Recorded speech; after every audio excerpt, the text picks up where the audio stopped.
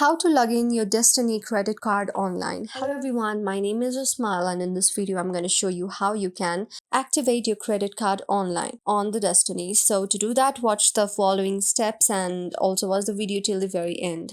First of all, go on the preferred browser of yours, either Google Chrome or any preferred browser that you use.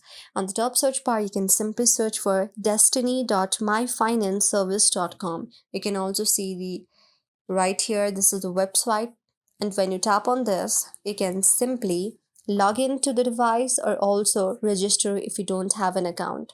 Since the location does not match, I cannot enter this right here, but I can say how you can do it. Go on this page right here and on the top right side you will see there is a login option.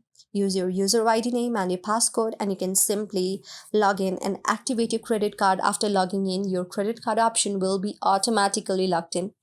But in the case you don't have your own bank account, you can simply register to your Destiny account, fill out some informations what is given right there, asked right there, and then you can simply make your own account right and activate your credit card after entering the passcode and your user ID.